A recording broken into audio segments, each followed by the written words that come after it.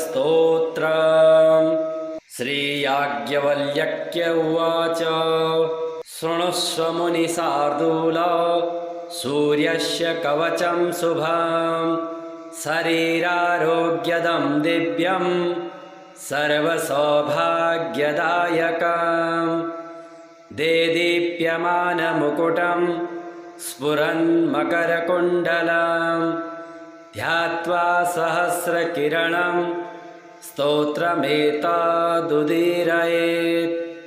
शिरो मे भास्करः पातु ललाटं मे मितद्युतिः नेत्रे दिनमणिः पातु श्रवणे वासरेश्वरः घ्राणं धर्मघिणिः पातु वदनं वेदवाहनः जिह्वां मे मानदः पातु कण्ठं मे सुरवन्दितः स्कन्धौ प्रभाकरः पातु वक्षः पातु जनप्रियः पातु पादौ द्वादशात्मा सर्वाङ्गं सकलेश्वरः सूर्यरक्षात्मकं स्तोत्रं लिखित्वा भूर्जपत्रके दधाति यः करे तस्य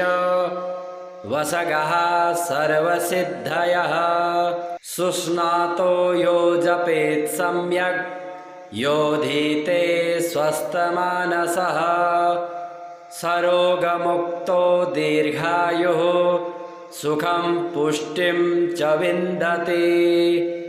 श्रीयाज्ञवल्क्य उवाच शृणुष्व मुनिशार्दूल सूर्यस्य कवचं शुभं शरीरारोग्यदं दिव्यं सर्वसौभाग्यदायकं देदीप्यमानमुकुटं स्फुरन्मकरकुण्डलं ध्यात्वा सहस्रकिरणं स्तोत्रमेतदुदीरयेत्।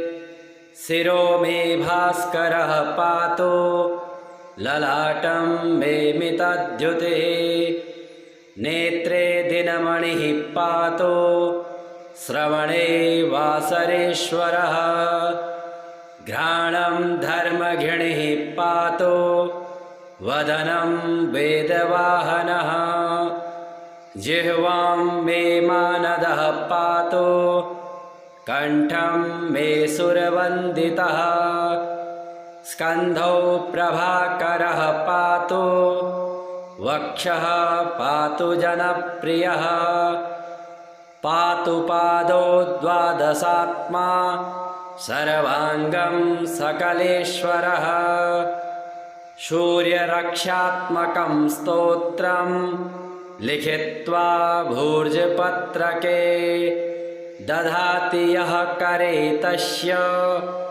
वसगः सर्वसिद्धयः सुस्नातो यो जपेत् सम्यक् योधीते स्वस्थमानसः सरोगमुक्तो दीर्घायुः सुखं पुष्टिं च विन्दति।